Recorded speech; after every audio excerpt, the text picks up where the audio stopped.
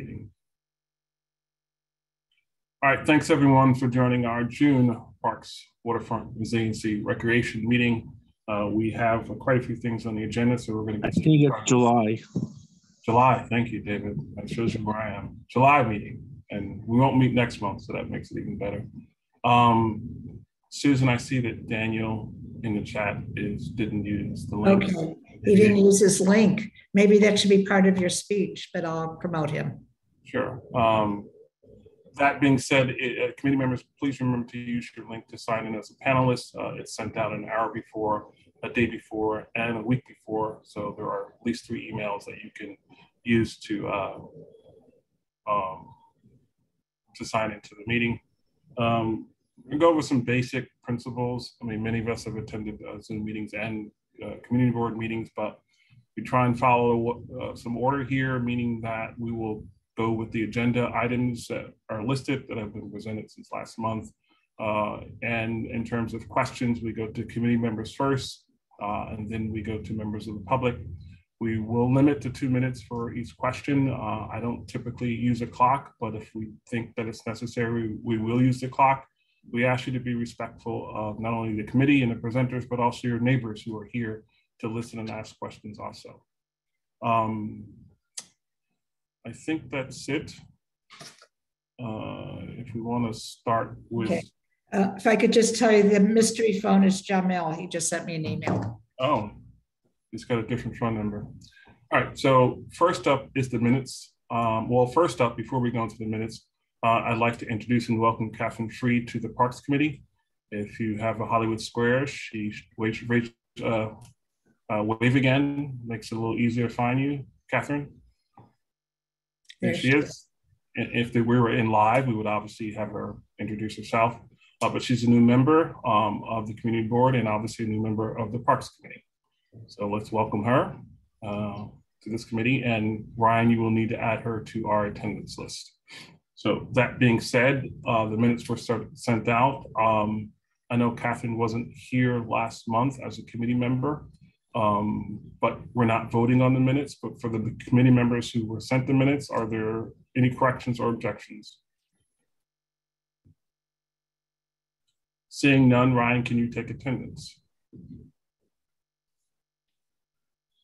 Yep. Trevor Holland. Yes. Jay Webster. Ryan Gillum, present. David Adams. Yes. Altman. Yes. Carlin Chan. Yes. Catherine Freed.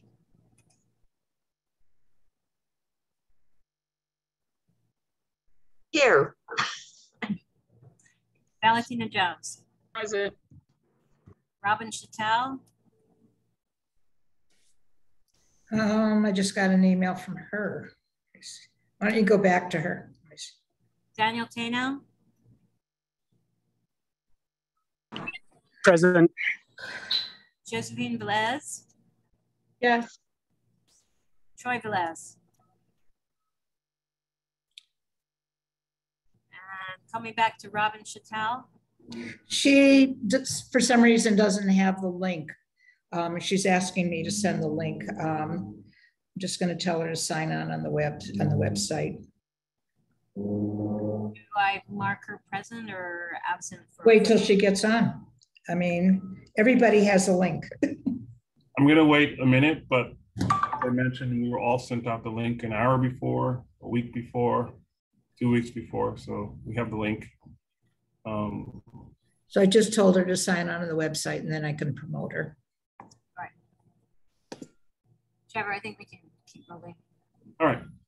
So first up is we're going to switch just a little bit, the Parks Manager report from Jamil. Jamil, if you're here. Hi, good evening, everyone. So I have some really good news. So at Charity Park, we started doing refurbishment of the basketball courts. All 3 basketball courts, the one on Houston, Stanton, and the other one at Graham will be refurbished We started already at Nike, the Nike courts on Stanton.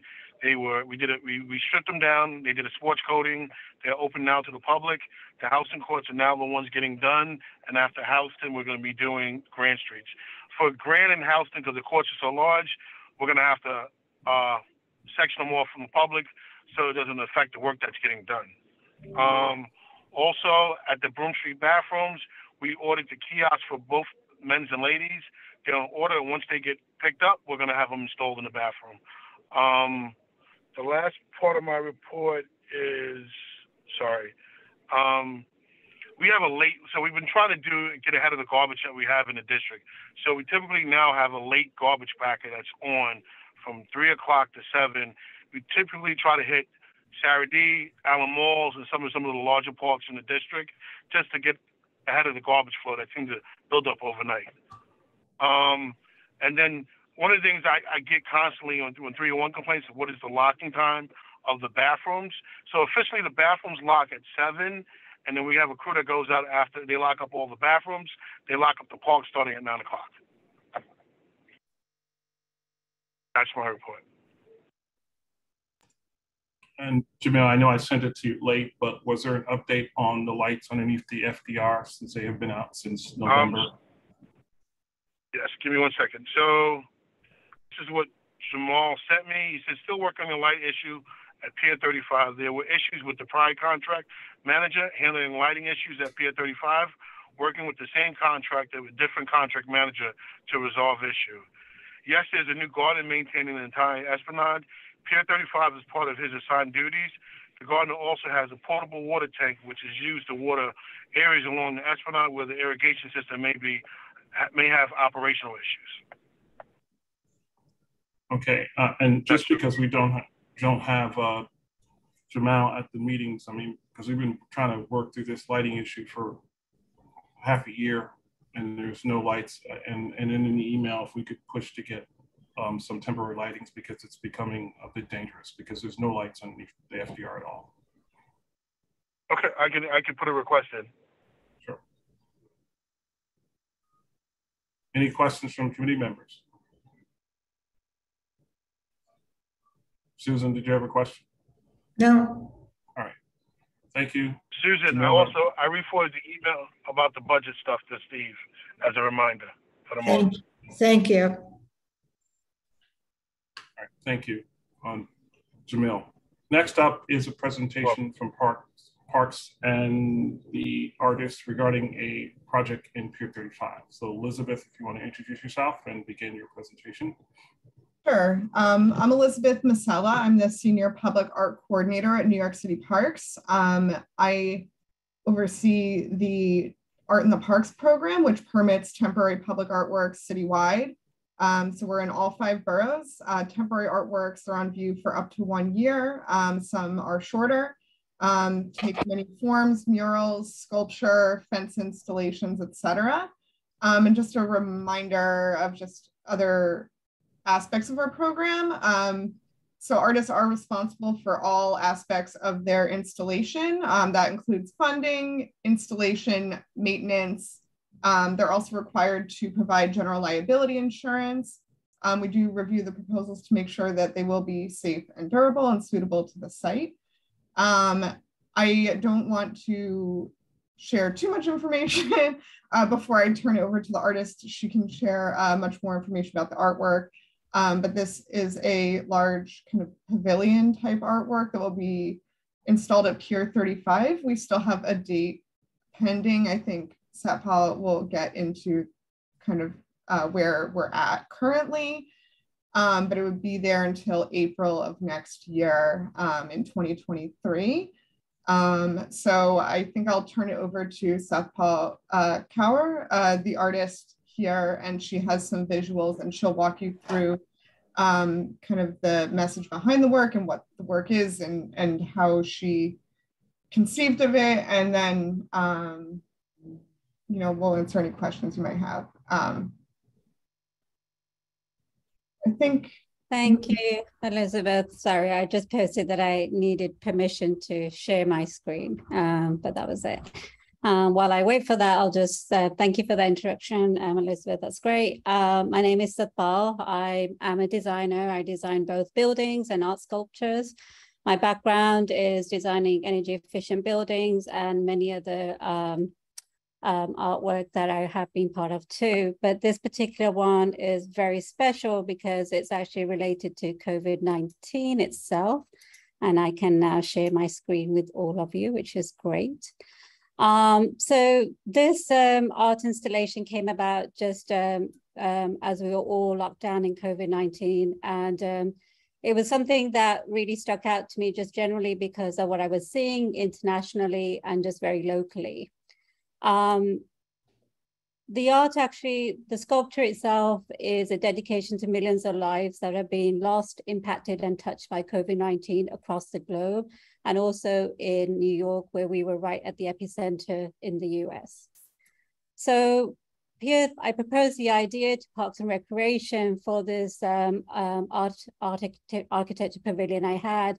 And this is the site, at Pier 35, where we're hoping to have this installed. And it's obviously right now you have a great location, you have the swings, you have the access of the views, but for me personally, it was much more relevant to have it in this location where it was actually offered in other locations, just mainly because of my work, which actually looks at sustainability and resiliency, and also just generally because of the location that was impacted as well in terms of COVID as well, with COVID. So the way that the Pier has actually come about is a series of a very simple installation of 2x4s that you have. This is a plan view, which is basically looking down, and this is a side view as you look across. And the main piece at the center is a prefabrication piece. At the bottom, it will be installed right down to, will be actually going down to just a little bit 2 feet into the soil itself. So you have a structural base so it doesn't fall or anything. And then everything else is just put together. So this is an axiometric, just showing that where you have this perimeter of us going into the ground. You have the series of 2x4s that basically are here. And then you have the centerpiece, which will be prefabricated. And just a clear thing, the reason this art project is called Pier is really to kind of create a space where people right now can actually really have a place to retrospect and speak about, you know, their emotions and their ways of feeling towards COVID itself. And the reason the centerpiece itself is it kind of takes the element of death and how every human body has a carbon in it, and that carbon can be converted to diamonds. And the intent is that it becomes a space which is much more bigger than that, more of a shapeshifter, a place that you can go and actually, you know, look back and reflect, and this transitional space that you can be in. It's outlined as a way as almost being like a tension diamond ring itself. So that's the centerpiece that you see. And it's really to kind of take the experiences, what may be personal to you at that time, and also as we transition out. And this is just a really quick demonstration. I mean, just showing the elements of it, how we're envisioning the space and why we feel it's obviously very important. Right now, with the Pier itself, we have reached out to many people to have get the funding for this project. But as Elizabeth mentioned, it actually falls on the artist, which is me right now. And so I'm seeking basically, we've created a crowdsourced funding for this particular project, just outlisting full transparency, why we need the amount of money that we do need. And this we're hoping once it's actually set, it actually goes into spring 2023. We've created a crowdsourced funding page for it. You can click on it. And there is a social and future impact for this project. It's not just an installation that's just meant to be there temporarily. We understand you as Pier 35, there's a lot of community work that's happened here. It's very important for that to continue as well in terms of sustainability, in terms of resiliency. And it's also a call for action where policies may have failed, but how do we think about them differently too?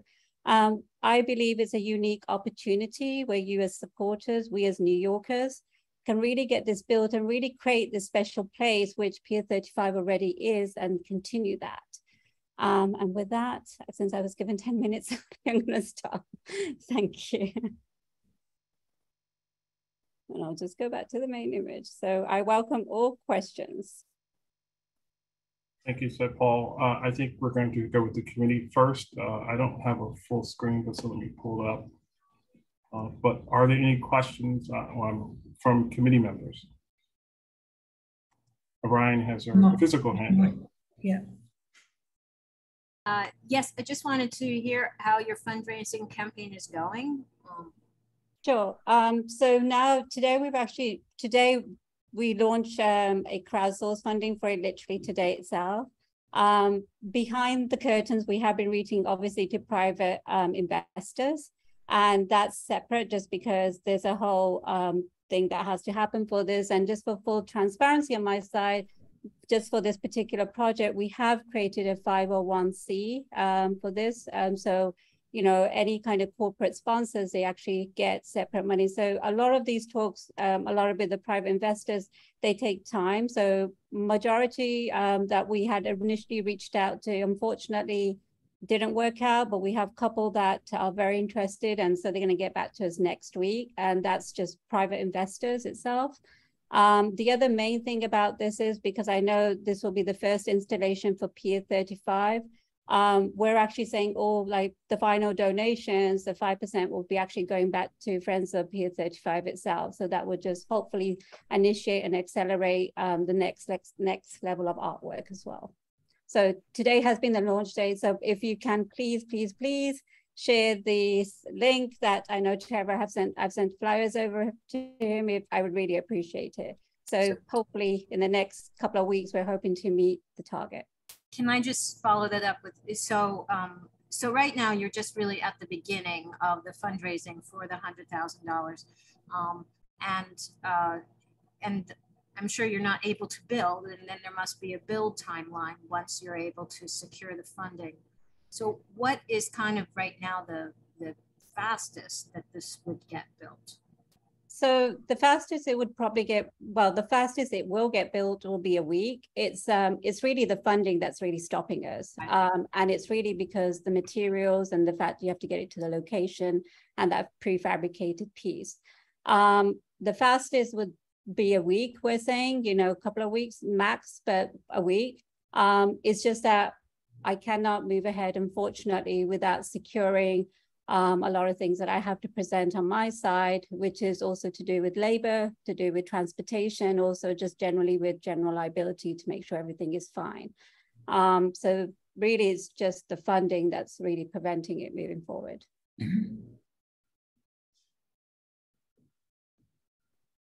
We'll go to Daniel.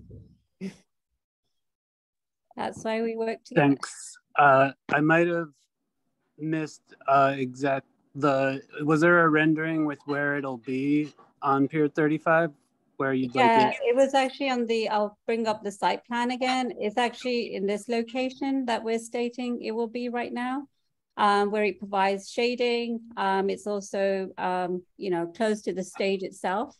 So that's where we're actually hoping it will actually go. And this also happens to be the line that there's no interference with the existing park installations such as sprinklers or anything like that. So there shouldn't be anything that we know will create a problem. And about how much of that lawn would it take up?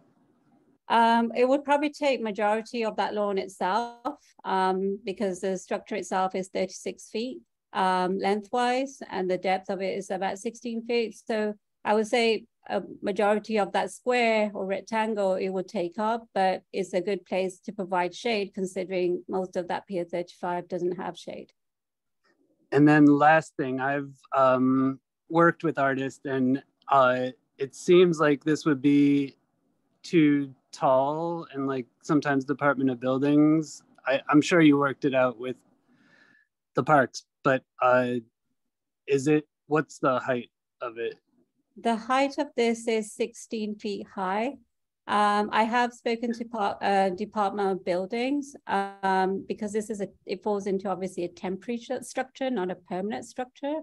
And the main thing obviously here is just making sure that structurally that we meet all the requirements that's needed. And that's why we've had a structural engineer ensure that there's no kind of wind or anything like that, elements that would affect it.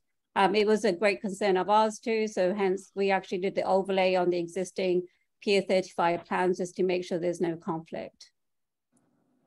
I was also told it had to do with climbing and falling off of it, patrons, but that's all my climbing questions. and falling off definitely falls into this certain there's a you have to have a dimension that, you know, if there's a child running around, anything that's above 4 inches, you want to kind of minimize any kind of holes, etc., just in case they get their head or something stuck in it. So that's we haven't created any elements of that, and since I designed buildings, it's something that was I was at the back of my mind a very big worry, considering I will be the one responsible for this too. Thank you. And Robin? Hi. So is it, I'm not sure if you mentioned this, I may have missed it, but how long will it be up for? Right now, we were hoping we would have made full progress, but there's obviously been international things happening that haven't been on our side, but we're hoping soon as it's placed, it actually runs on to spring 2023. And that's because it coincides with how Parks does its planting and just change of seasons. So they have been very gracious to give us an extended time till then. And then can you go back to the rendering again for a second? There, so you can, how high off, how much space is there between the ground and the bottom? So full disclaimer, what you see on right now on these series of I-beams, there actually will be fully enclosed into the grass itself. So you will straight on walk on to inside the sculpture itself. So you wouldn't have any of these elements that you can actually be going through. It's just it's a slightly older render. So it's meant to be climbed on and interacted with. That's the idea of it. Yeah, well, we had at one point removed some of the seating, and it was requested that we bring some of it back. Before it was just a series of just a box basically with a series of triangles. And so now we have brought some of the seat back just because of the request that was made. So if there are kids who end up climbing on it, that's not an issue. I mean, obviously kids can climb on it, but you as any parent would be, I assume you still will be following the child, but there's no issue in the sense their head or we're still adhering to DOB requirements regarding anything that's related with balusters or stairs, etc. So, you know, that's very much something that we put into account, not only for children, also in how do you make the structure itself safe. So we will be lighting it as well. So at nighttime, it's not just one wooden dark box. Okay. All right, cool. Thank you so much. All right. Thank you. I'm going to go to questions from the public, and I'm looking for hands. I thought I saw a hand. I see one. Hold on. I don't have the same screen. So I see that Christina Zhang has raised her hand. No, you can leave your screen up. Okay. It's not that, it's my my list of people. So go ahead, Christina. I think I need to allow her to speak because I'm also hosting this meeting, which is along with Susan, which is making it a little more challenging. Hi, I think I'm unmuted. Yes, I Yes, did you that. Okay. Sorry, can you hear me? Yes. Okay, great. I just want to say, as a resident of this neighborhood, I support this project. I think it's a very thoughtful project, you know, considering everyone's been touched by COVID-19. I just want to ask, like, you know, there are people, you know, who skateboard on this pier all the time. And I just wonder if there's like any sort of measure to protect this installation from them, or people who might, you know, I don't know, graffiti or trash it. Like, is there anything in place for that? Very good question. Considering I've been to the site with Trevor. We see the skateboarding obviously there. They will have a plaque in front of it just explaining what the sculpture is. In terms of graffiti, we will be placing just on the series of 2x4s a protection that, you know, hopefully doesn't get fully graffitied. That we understand there might be some work people who might do that, but we're going to try a level best on our side in terms of obviously protecting, giving a lot of faith with people in the community in this too.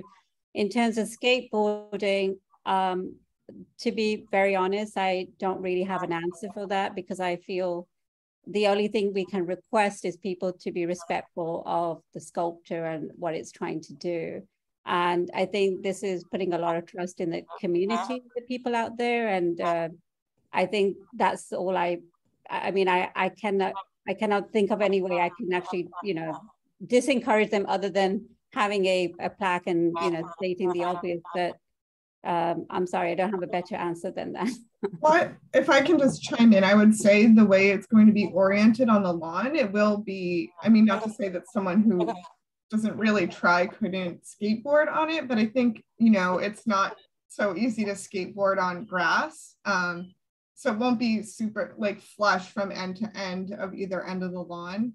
So I do think like the natural landscape will deter some of that. And it will be built in such a way, it's going to be really sturdy.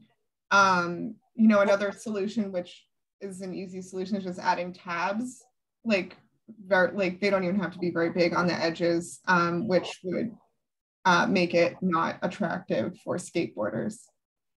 Let me just echo that to add tabs. I think Parks has done that with almost everything in their furniture. So these would need tabs, and I don't think it would take too much from the design to add tabs to the seating, and that would eliminate that problem. Yeah, I mean, I think that the hope, I mean, we've kind of looked at many elements of how we can get the community engaged in this type of sculpture as much as, and obviously give it as much as respect. And I think my interaction based with Trevor and basically Elizabeth is, we feel this may become a different way of the local community interacting with its current park as well. And we realize there's going to be a lot of things that we may have to implement while it's actually placed there as well. Yeah, it's just that a lot of the skateboarders, I don't know if they're part of the community. And this park is, you know, relatively new, and a lot of it was destroyed. So I think tabs will probably be the best way to prevent some of that damage from folks who don't care about the particular park.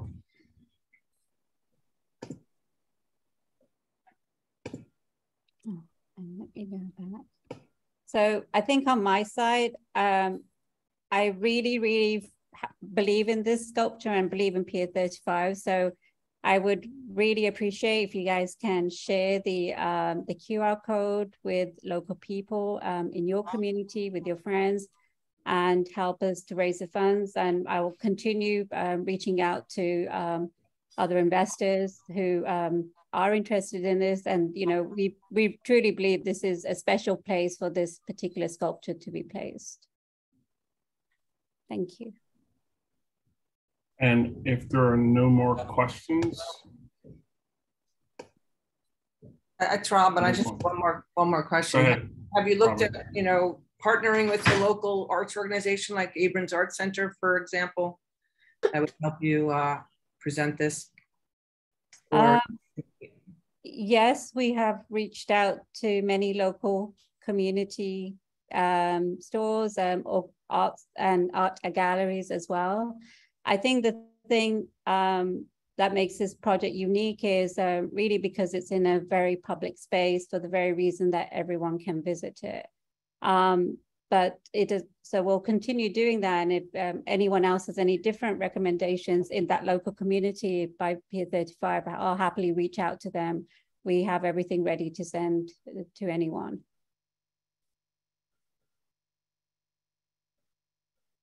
All right, thank you. Elizabeth, what did you need from us? Or did you need anything from us? This is just informational. If you feel you wanted to issue a letter of support, I think we'd welcome that, but it was really for informational purposes. Yeah, I had asked beforehand and was told that a resolution was not needed. I think it's on the website as informational, correct? Okay. That means we don't vote on it. Okay. And before I go, I just want to give a quick update on the exhibition on Allen Street malls, which I presented a few, I guess it was a couple months ago. You've probably seen a few of the pieces were damaged and removed. There's 4 pieces that are left and they seem to be fine, or at least I haven't heard from anyone that they're not. Seems to be, it was an isolated incident. I think it was the work of one individual. I don't know.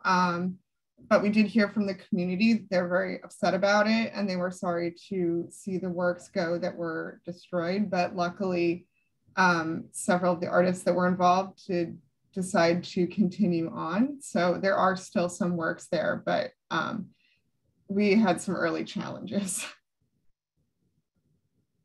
Well, thanks, Elizabeth, because I walk by that pretty frequently, and there were some nice pieces, and it was sad to see some of them removed, but I noticed that there's not much activity going on in terms of vandalism after a few folks decided to take the pieces out. Yeah, it seemed to be the more anthropomorphic pieces. I don't know what that says, but you know, fingers crossed the others will continue on for the rest of the exhibition, which goes through October. Thanks. And just with this piece at Pier 35, as Paul had mentioned, that we'll have, I'm hoping, solar lighting so we can light that up to make sure it's not a dark box at night. All right, thank you, Elizabeth and St. Paul, for the presentation. I'm hoping to see this piece soon. I know summer is short, so I'm hoping we can get that in pretty soon. But thank you for the presentation. We will go on to the next agenda item in just a second. Thank you.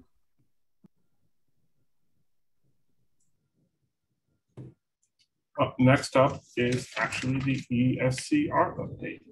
I know there are several competing meetings tonight, including a DRI at Manny Cantor that I'd like to be at, but that's the way it is in the community, which is very active. So we're going to start with the ESCR update. And Desiree, if you want to introduce yourself once again, and we can start that presentation. Can you hear me okay? I can't share my screen though. So Susan, if you could, or Trevor, that would be great.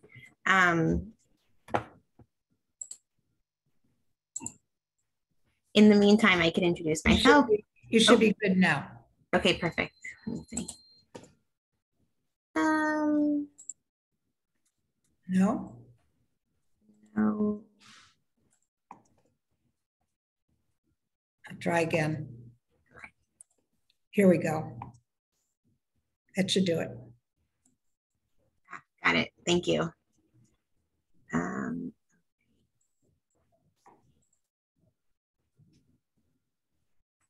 right. You can see my screen? Yes. Perfect. Great. Thank you. Good evening, everyone. My name is Desiree Gazzo from H&T Valero, the PMCM Program Management Construction Management Team for the Eastside Coastal Resiliency Project.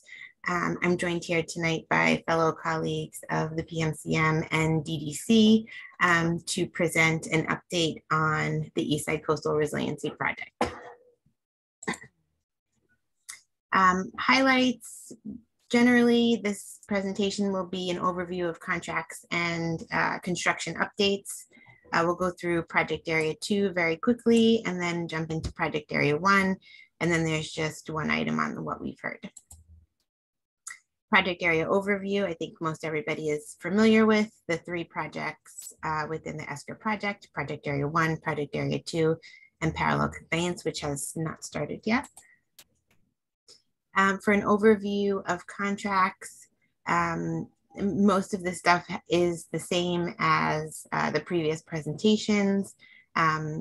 The Esplanade removal for project area 1, soil stabilization and deep sewer work is kind of the new work that's in progress there. And we'll talk more about it in the slides to follow. And then we'll talk about the flood wall construction activities that will begin in the southern portion of the project around Montgomery Street. For project area 2, gate 18 was installed, and we have photos of that in the presentation. And then again, a parallel conveyance is still in procurement. So for project area 2, this is the updated construction area in the pink. Very recently, the contractor moved into the southern portion of Sky Cove Park to continue construction of the flood wall there. And then the northern part is set to open later in August, September, with planting in the fall. And then that area north of 20th Street will open again before the end of the year. Aster Levy Playground is open, and the floodgate 18 was just installed there. There is still some Con Ed work. You'll see lane closures on Avenue C between East 20th Street and East 18th Street. And that will continue for just a bit longer.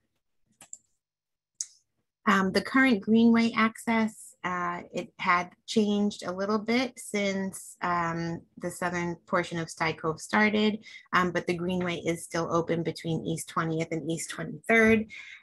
We were out earlier this week posting some additional signage there,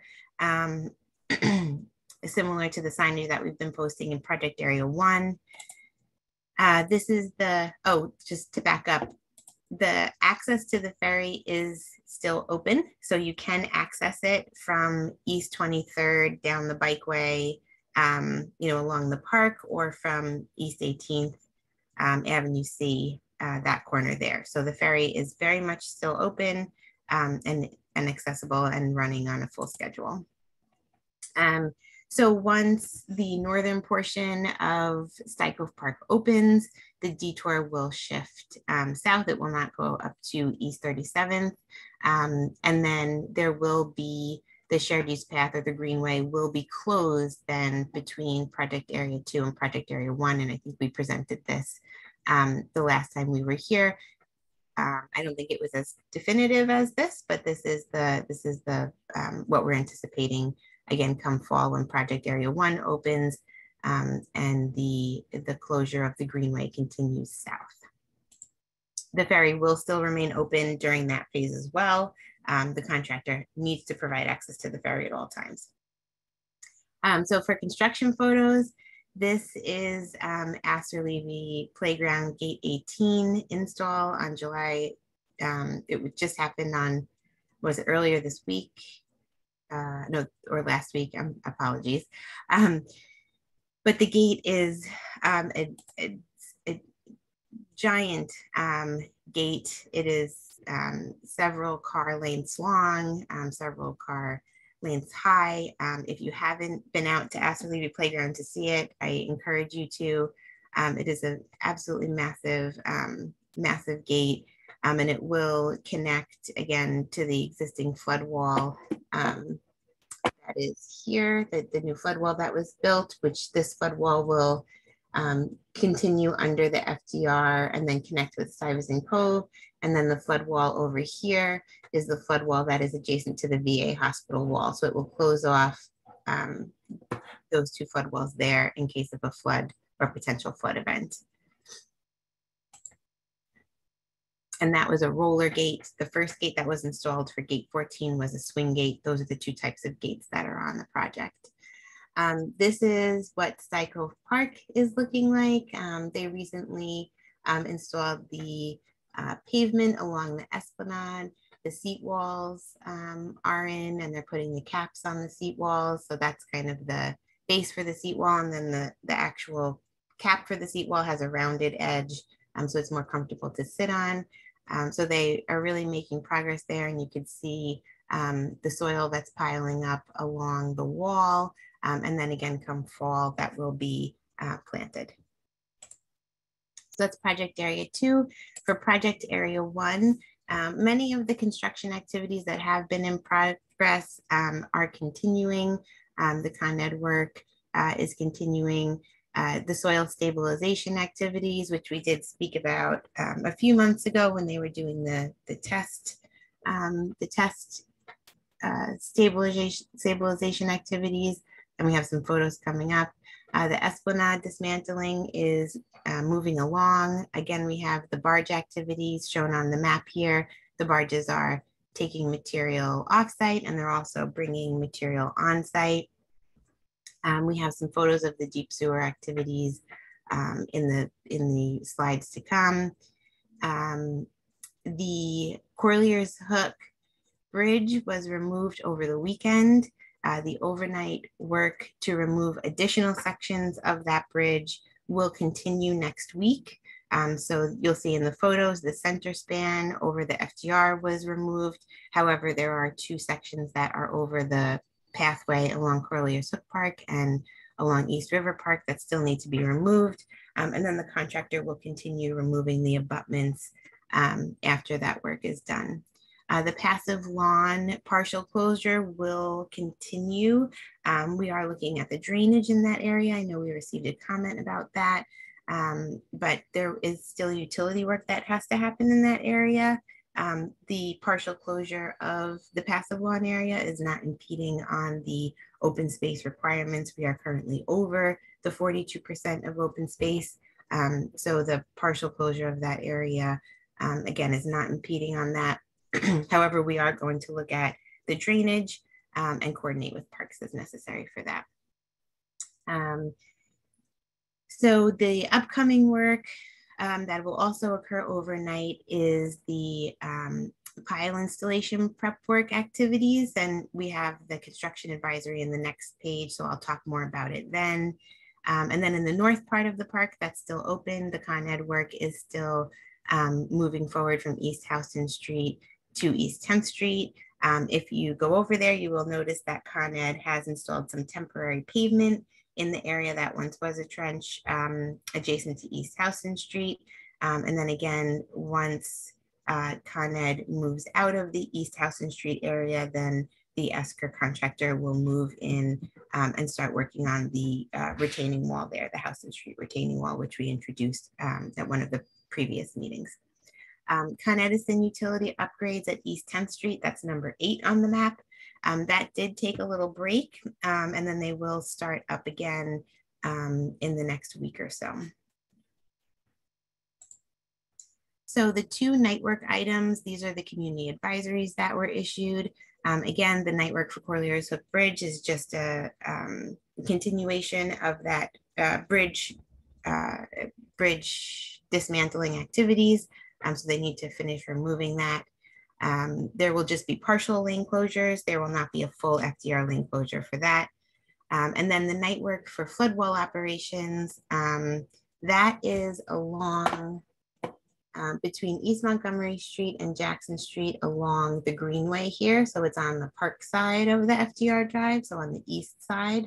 And that's to start the first portion of the flood wall. So similar to project area 2, the first item in flood wall installation is to do the pile install. Though we have several months on the community advisory, not that whole time will not be the pile install. The pile install is anticipated for about 6 to 8 weeks. The first week or so will be preparatory work, restriping of the FDR ramp there. There will be a lane closure at the FDR on-ramp in the evenings, but it will still be accessible.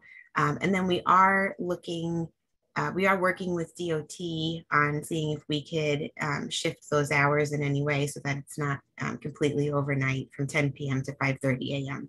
So again, that conversation is in progress. And we will report updates from the conversations about that. So again, there are different steps to building the flood wall. The entire flood wall operation will take about 6 months or more. So that's the pile install, the concrete foundation for the flood walls, and then the flood wall install. The southern portion of the project, and then just a little bit at the northern part, is the only part of PA1, Project Area 1, that has a flood wall. As I think most people are aware, the flood wall is kind of buried, which we'll see in the next slide, in the majority of the park. So this, again, beginning of the flood wall to the south will connect with the flood wall that's at Gouverneur, that will be at Gouverneur Gardens. So that the contractor is starting in the southern portion first, and then we'll continue through the rest of the park. And then this is just the construction work sequencing, and we are moving forward on these items. It's great to start being able to bold more and more of them as the contractor is now being able to move forward with more activities. So again, on the inland side, mobilization and removals are in progress. Pile installation and sewer replacement, we'll talk about that in the next slide or so. And then on the waterfront, the soil stabilization and removal of the Esplanade. These are some photos of the Corlears Hook Bridge removal. So as you can see, the portions on the side here are what still need to be removed. So this is the shoring for the sewer install. The shoring is essentially constructed so that the soil doesn't fall into the trench as they're doing work there. And I have a detail on the next slide that speaks to how that will be constructed a little bit more and what that looks like. This is the deep sewer construction that we were talking about very early on when we were talking about the construction approach and how it was important to do this work first. So this is getting ready to kick off. This is the dewatering operation associated with that. So that's in place and set for that. And then as you can see here, so now that there's a person in this picture, the trench looks much larger than the previous picture where there wasn't kind of anyone for scale. But in this trench area, these little red dots are where the piles, and these are H piles, which again were in Project Area 2, will be installed. And once they are installed, then the contractor will build what is called a concrete pile cap. So it's essentially like they're building a bridge or a roadway for then the sewer system, which is a series of sewer pipes or concrete boxes to sit on. So it's really a support system to support the sewer system that's being installed throughout the project. So I hope this image helps a little bit. And again, this is just a portion of it. It will continue forward and continue back for the, for as it goes through the project. And again, this presentation will be posted on site if there's questions about it, or if you want to look into it a little bit more. So the soil stabilization using the stone columns, we received a question about that, I think at the last meeting, to explain that a little bit more. So we put the pictures in here. So essentially the stone columns are installed in a grid, mostly along the waterfront portion of the project. And an augering machine, which is the machine that's used right here, kind of augers a hole in the ground.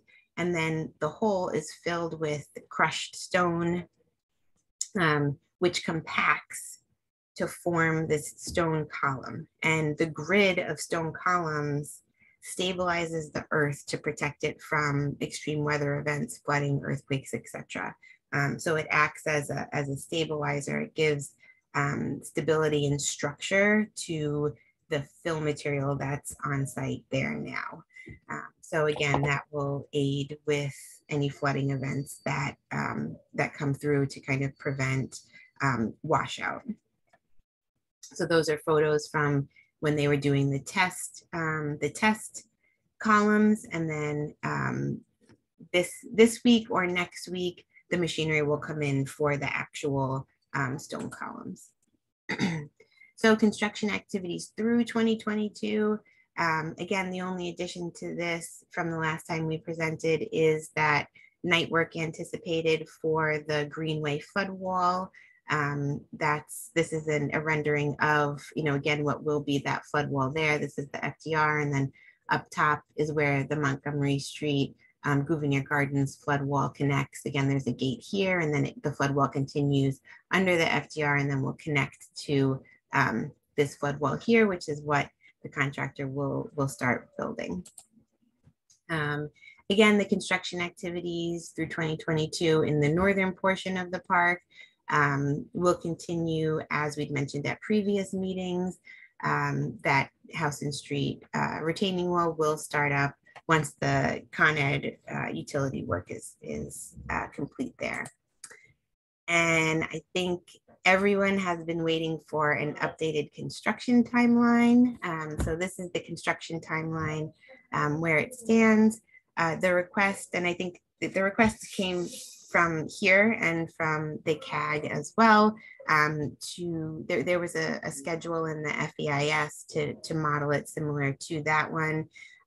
So this has the major activities in it. Again, this is the first release of it. As always, all work is subject to change. This is a construction project, so pieces are shifting and moving. So we need to anticipate that as we move forward. But this is the essentially the look ahead through 2026 here.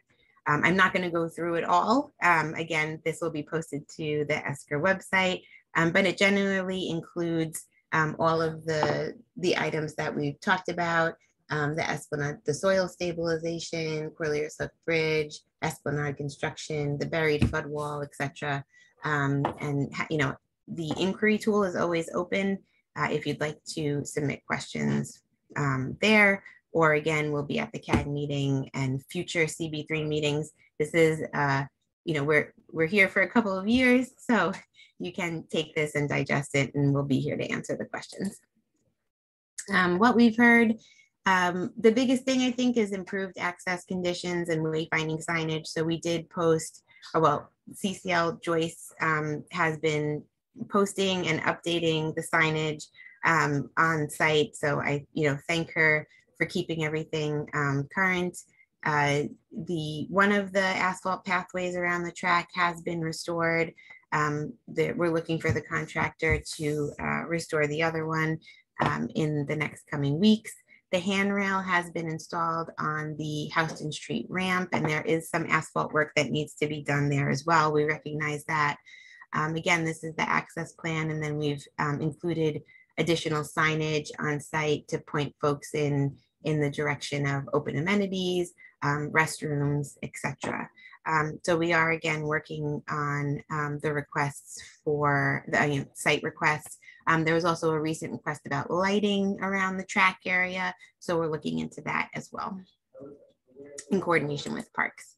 And then again, to go along with the site signage, we did install the decorative construction mesh fences again. They did last much longer than the previous installation of decorative mesh fences. These aren't the call for art ones. These are just the informational ones about the ESCR project. I think there are 6 up, and half of them were graffitied. Recently, there were also graffiti in the park in general and over some of the other signs. So we're not sure if it's specifically ESCR related or if it was just folks that wanted to tag things. But fortunately, the call for art decorative fences are all good. And that's really what we're happy about there. And if you haven't had a chance to see the call for art mesh fences on site, they really are really great. So I do suggest you take a look at them. And they are all on the website as well.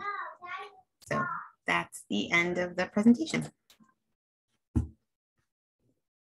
All right, thank you, Desiree. I'm gonna just add one thing, which I didn't put at the beginning, and that is if you are participating or if you have joined this meeting, can you please sign in by putting your name in the chat. That will only go to the host. Those are for folks who have signed into the meeting, not for the committee members. we're going to follow the same practice, going to committee members first, and then I will go to members of the public. So first hand I see is Val, and then I'll go with Catherine. Okay, my question is, in terms of Gouverneur Gardens, I remember that it was Gouverneur Gardens and 2 other sites that you needed to get some type of permission or something from the development. Has that been obtained? And what is the timeline for Gouverneur Gardens? And there was some kind of presentation or something out here recently. And one of the questions that somebody asked me was the wall there at, I think the building that's shown the right upper hand picture is 605 Water. And one of the issues, I remember this distinctly, was once again skateboarders. And so someone was saying to me, well, the issue is the wall that's supposed to be there, is it going to be something to deter skateboarders? So that's my 3 questions. Has Gouverneur Gardens, have you done whatever has to be done with Gouverneur Gardens in order for this to happen? What is the timeline for Gouverneur Gardens in terms of when you plan to start? And is there something on that wall to deter skateboarders? Great, thanks, Val.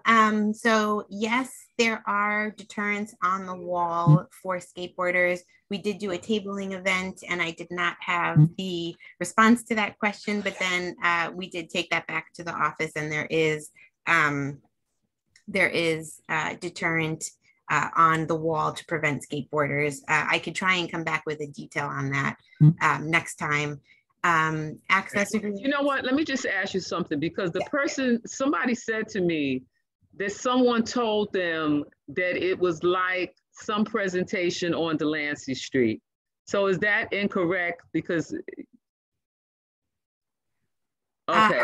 No, we weren't we did a tabling at 2 locations in Gouverneur Gardens. I guess it was last week. But we didn't do a presentation. It was just, we had a table and some flyers and, okay. All right, because the person said to me, somebody told them to look at on Delancey Street, but okay, fine. There's some deterrence on the wall, and maybe at your next presentation, just have a picture of that, because, yeah, okay. Yeah.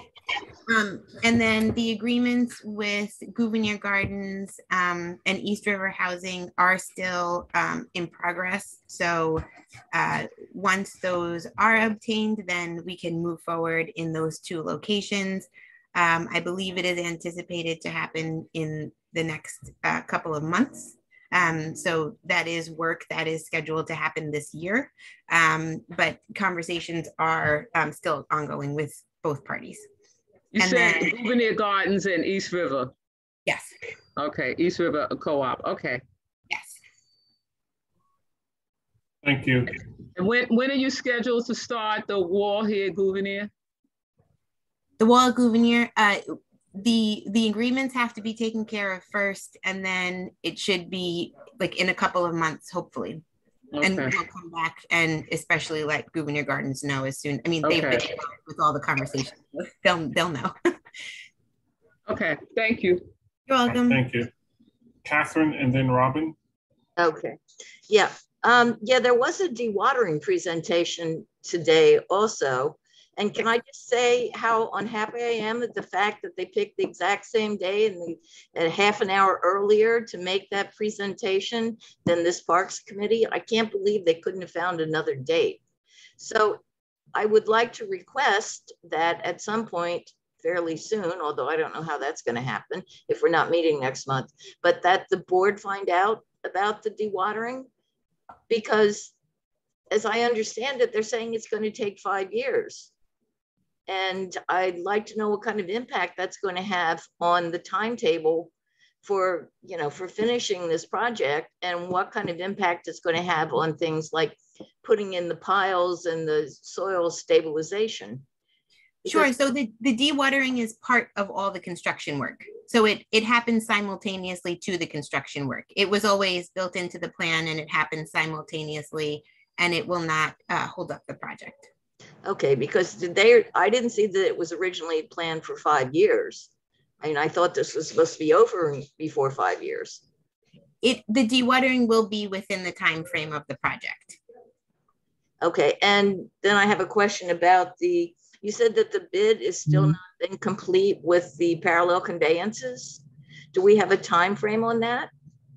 Right, so it is expected that work will, or the contractor will receive NTP at the end of the summer or fall of this year. Notice to proceed, you mean, right? Yes, notice to proceed, sorry. Okay. And will that have any impact on the sewer project at all? So parallel conveyance is the sewer project. Right. So that will happen, parallel conveyance will happen in conjunction with Project Area 1 and Project Area 2. They'll all happen simultaneously. Okay, so that hasn't been delayed either.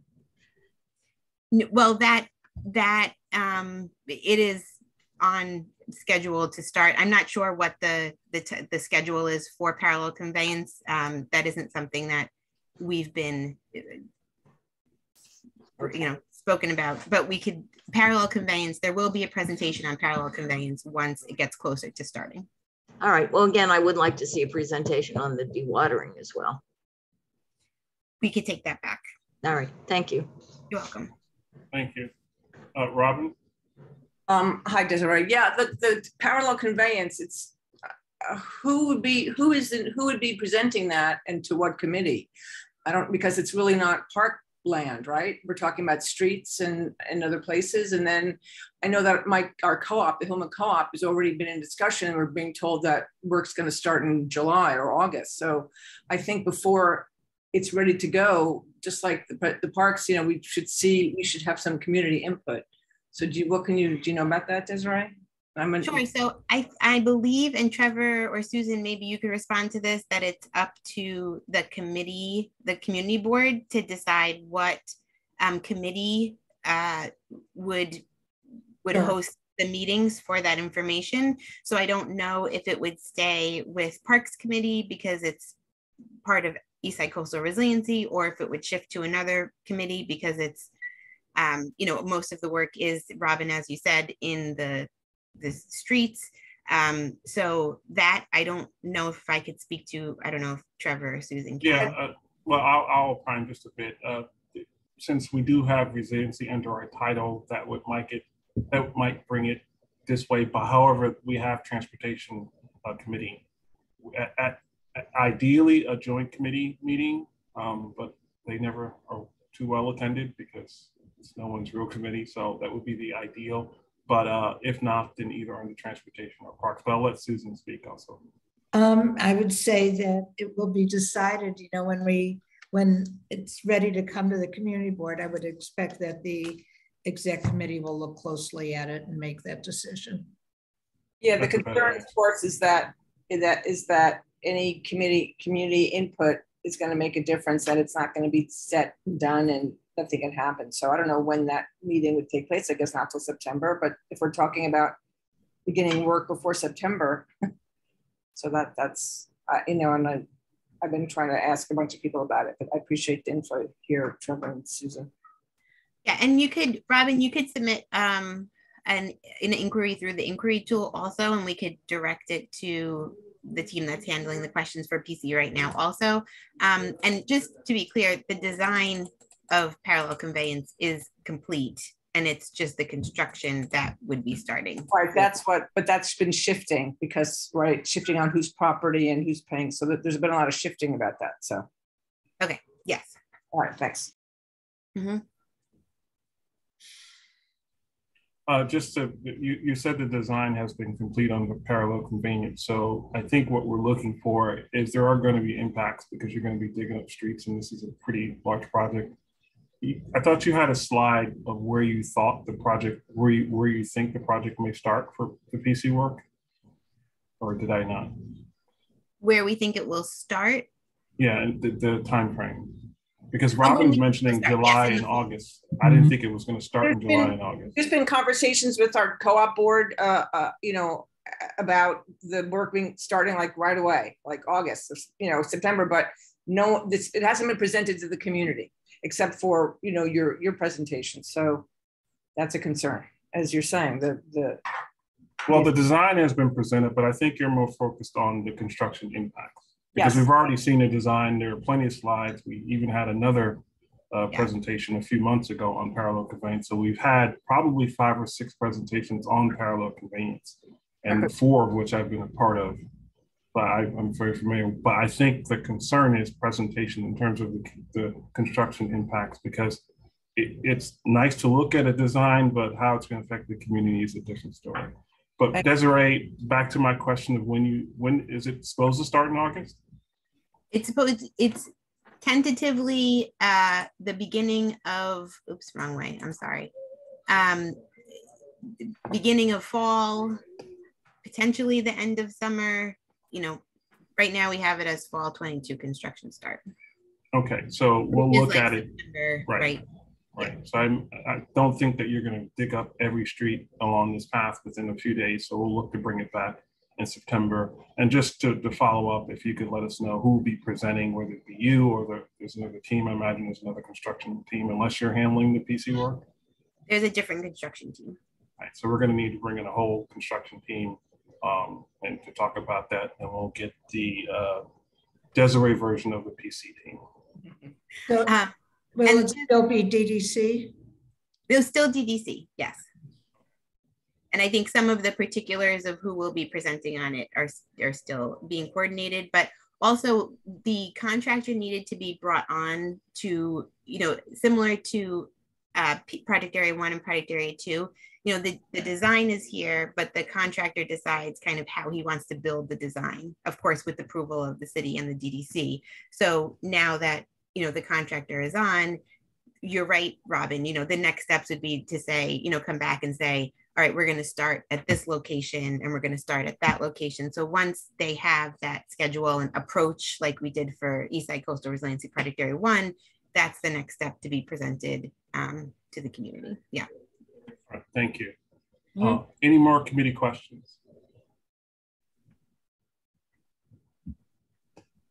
Okay, folks, we're going to go to the folks who have their hand raised, and I will cue you up in this order. I'm not going to, at this point, put up the clock. I'm just going to ask you to respect your neighbors. I don't know how often that works, but let's see if we can do it tonight.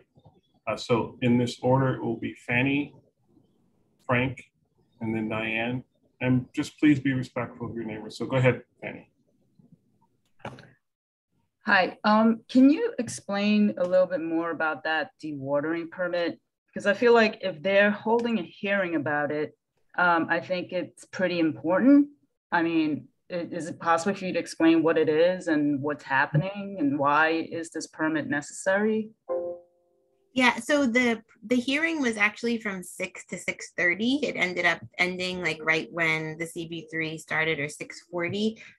The team that is handling the dewatering permit, and that's essentially when you're doing excavation and then there's water, you know, that comes through either from groundwater or rainwater, you know, it's moving the water out of the construction area and how it's handled from there.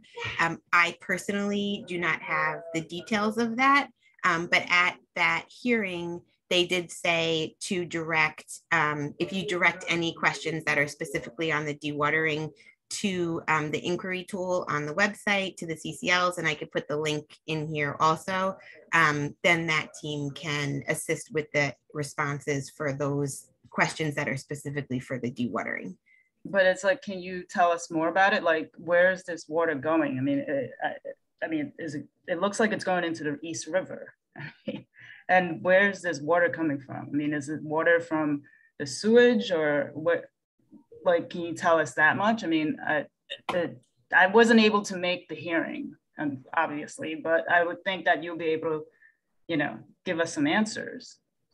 Yeah, so again, the specifics are in the kind of the materials that they presented, and we could definitely do that. But as I, you know, kind of just tried to explain, the water it's not sewage, it's either groundwater from when they excavate the trenches that comes up, or when it rains and then, you know, the trenches fill up with water, they need to remove that water to continue working. And then the water removed exactly is either, and again, most of it is groundwater or rainwater, environmental water, and it either is discharged then, I believe, again, it would be best if you, submit a question, we could get a better answer, but it's either discharged into the sewer system at certain allowances, or it's discharged into into the river through, just like our sewer systems and the outfalls that happen when it rains, etc., throughout the city. And there are certain, I think there's different testing and protocols that have to go into this permit that allow the contractor, and they have to follow certain guidelines, etc., to do this dewatering. And so that's why they have to go through this public hearing, and it's a permit. And so there's a whole, similar to the soil removal, there's a whole process set up for construction sites and dewatering in the city, in the country, etc. So the public hearing was part of that process to obtain kind of the permit for dewatering. So I could see, if we could come back with more information on the dewatering, if that's if the community board wants to do that. Otherwise, if you have specific questions, they can be sent to the community construction liaisons or through the inquiry tool to get, again, the group that is specialized in dewatering to answer those questions. Wait, just one last question. Is the hearing going to be available at all anywhere? So the hearing was not recorded, and I don't know if the slides will be available, but I could certainly find out about that. That'd be great. Thank you. Thanks. And I'll just follow up on that. At the community board, we did not know about the conflict because obviously we put our meetings up. But what we did do to give folks a chance to attend that meeting is shift our ESCR update. I think we started at 7, and that was 30 minutes after the hearing ended. But we have months of community board meetings, and I'm sure we're going to hear about the dewatering process at one of our committee meetings, just not in August, but we will hear more about it. I'm going to go to Carol. I see your hand, but I'm going to go to, I think I said Frank and Diane next, and then we'll go to Carol. And if you want to ask a question, please raise your hand. So let's go to Frank. Thank you, Trevor. First, thank you, Desiree. You indeed had 2 tabling events, somewhat overlapping at Gouverneur Gardens. And I understand that there is a decent crowd turnout, and I think that was really useful.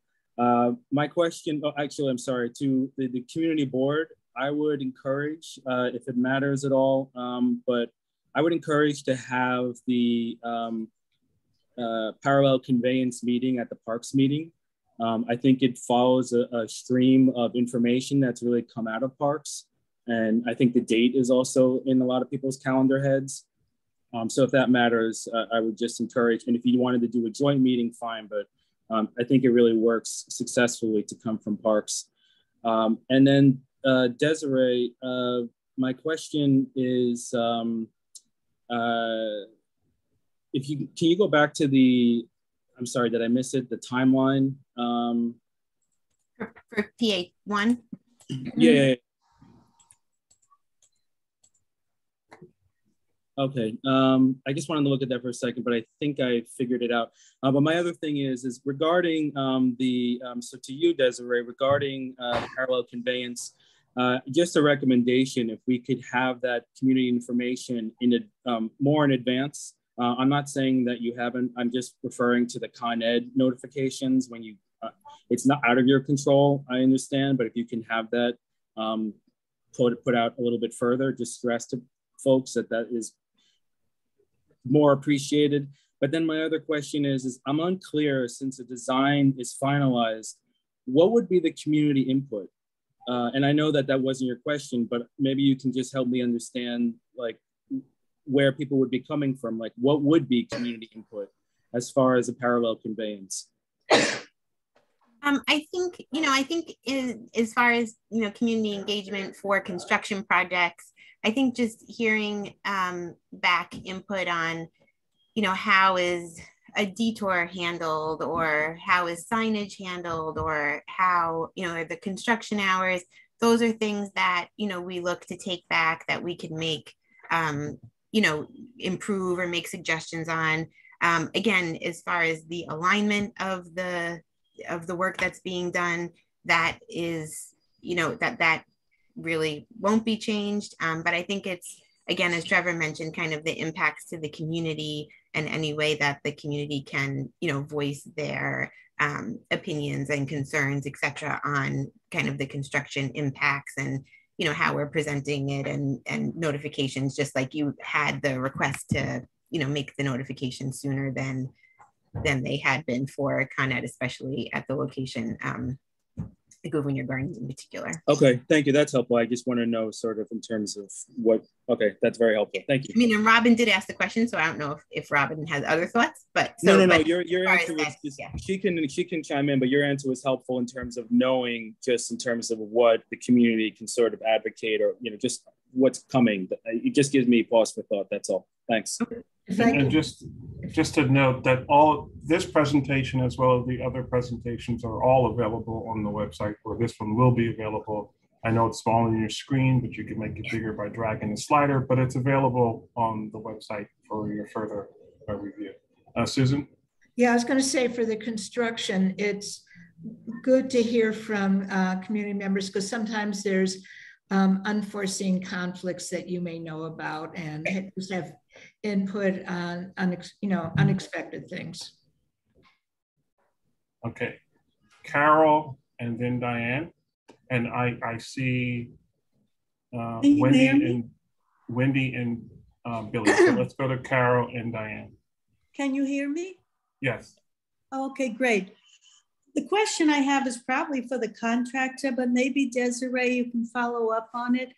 The other night when they closed the FDR, the thing that kept waking me up is when the construction equipment is going backwards and you hear beep, beep, beep, beep. It's such a high-pitched sound. I've tried everything to drown it out, but I can't. Is there any possibility that they can turn that sound off? I will say I don't think they can, as far as safety regulations are concerned. I know, and again, this is not related to construction, but I know that like the Amazon trucks that have backup noises now, they're like a loud buzz instead of a beep. So, but I think for construction, it has to be that beeping sound. I will definitely take it back, but unfortunately, I think it's, especially overnight, it's so important that people are aware when the trucks are backing up, because it's, harder to see what's behind you. And again, especially during the night. So I will take it back, but unfortunately, I don't think they're going to be able to do anything about that. But maybe they can reduce the amount of times that they're going backwards and turn more than. Thank you. That would be terrific. And also the pile driving, is that going to make a lot of noise? I'm just mainly concerned about at night. Yeah, so there's different types of pile install, and the pile install, the sheet pile install that they're going to be doing there is a vibratory, it's like a vibratory method. So it's not the like pounding, like pile driving. It's a vibration machine, which has a lesser noise impact. I'm not going to say that it's going to be a quiet operation, but it's not as loud as the pile driving. So it's kind of a vibratory install to, move the pile down into the ground. Thank you. So if it's possible to follow up on that beeping, and if they cannot turn it off, if there are any suggestions for people where it keeps waking us up for, if there's anything I can do or the community can do. Sure. I think the only alternative is that other type of sound, which is more like a white noise now. But again, I've never heard that it wasn't allowed for construction, but if you could find out, that would be great. Yep, will do. Thank you. And I think, Desiree, because I've experienced that same sound with street work on South Street, and it can be annoying, even though people say there's a lot of noise in New York City. You hear that noise and it's just, it goes right through. If we could talk to the team, because I think if they realize that people are sleeping and they're still going to be safe, but maybe they won't back up and maybe they'll just make a turn as opposed to backing up. Because that I was agree my with suggestion too, so I will bring that back. You know, I look out my window and I see them, and it's like, I try to figure it out, but when they're going backwards, they look like they're going forward, but that noise is just so loud, that beeping. So thank you, appreciate it. Thank you, Carol. Next up is Diane. Hi. Hi, Desiree. I just wanted to say thank you for putting up the signs in East River Park. I'm starting to see people using them and, you know, calling their friends and telling them how to, you know, navigate around and everything. So that's great. But I wanted to encourage you to keep pressing parks about the lighting around the track house, because now that the prep work for the Greenway work between 6th and 10th is really in progress, the lighting back there has been taken down. And so there's no lighting along the edge of the field or, you know, on the paths to and from the track. And now all of the lights at the Grove at 6th Street are also out. So if you are, you know, coming into and out of the park on the 6th Street ramp, you have no lighting at all. You're coming into a darkened area and you have to walk through to the Esplanade to get to anything that's lit up.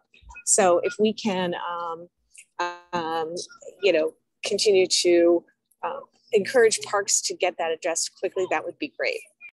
Yeah, and I think just as far as coordination goes, it is coordination between our contractor, DOT, since they manage some of parts of the lighting, and park. So it's a thing. But we did put the request in we received a comment, I think it was the end of last week or the beginning of this week, about the lighting.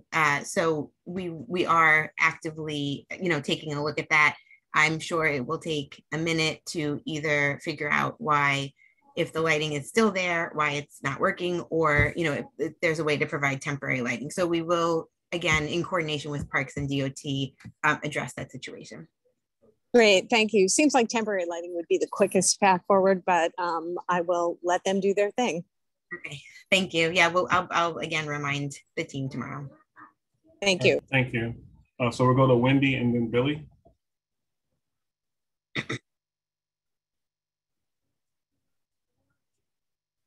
Hi there.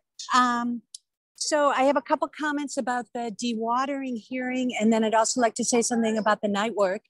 Was that a hearing or a meeting today, Desiree? Wendy, I will say I was not involved with the dewatering presentation, hearing, meeting, have you. If you have questions about it, they do need to be submitted to the community construction liaison, who will be filtering the questions where they need to go. Okay, because I do want to say I was able to ask one question, and from what I understand, numerous people were not able to get into the meeting at all, and then they cut it off after my question.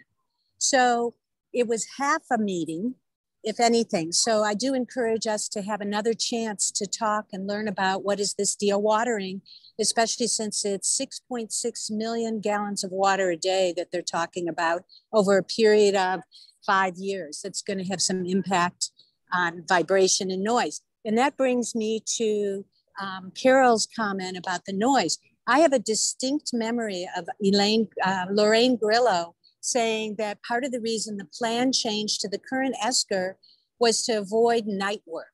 And now we're seeing the beginning of night work, and we're already hearing from people how disturbing it is. And I know you can't do anything about that, but I just want to point that out, that was one of the reasons for changing the plan. Right, so some of the night work is due to the bridge removals, which will be loud, loud operations, and those have to happen. Again, they have been successful in completing the overnight bridge dismantling for Corlears Hook and Delancey, well, for Delancey Street. Again, for Corlears Hook, you know, they have to do a full FDR closure for that. So that has to happen at night. Corlier's Hook, because of the bridge condition, etc., the 2 side portions, they couldn't get it removed in the time that it needed, you know, that they had that window. So they will have to complete those 2 next week, or, you know, dismantle those 2 next week. So that's, you know, separate. The flood wall activity will be significantly less night work, because the majority of the flood wall now is in the center of the park and not along the FDR drive. So just the southern part is the part that is along the FDR drive. And again, it requires the lane closure there at night, which is really what drives, you know, a lot of when night work has to be done, because it's the lane closure and the impacts to the traffic at the FDR. However, we did immediately reach out to DOT, and we are coordinating with them actively to see if the hours of the lane closure or of the overnight work can be shifted in any way, so that it's more in the evening, or, you know, etc. So there is, you know, we are trying to get that done. And I don't know if you were on in the beginning when I was explaining it, but the entire night operation will not be, you know, loud. There will be parts that are, is, you know, the pile install being one of them, and potentially the demolition of the concrete wall that's there. But there is a significantly less amount of work that is happening, again, compared to the original plan as far as night work is concerned, since the flood wall is moved into the interior of the park. Thank you, Desiree and Wendy. Billy? Hi. Yeah, I couldn't get into that dewatering meeting at all, and I did have a lot of questions. Let's do this, because we already announced that we're going to try and bring back dewatering in a future meeting. So right. So, but one of the questions has to do with the dust. Well, first of all, the first thing is the promise of keeping 42% of the park open and safe, especially from dust and contaminants. I don't think we're meeting the mark figure at all.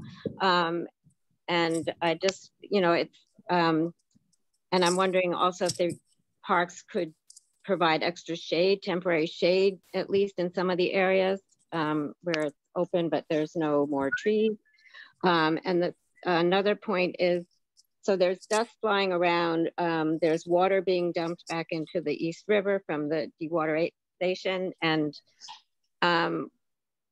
there's still, it's a very closed loop about getting information. They're telling us we still have to do FOIL attempts to get the contamination reports and what's toxic and what's not. Like, why does the public have to FOIL for these things, which should be, you know, it's very important information.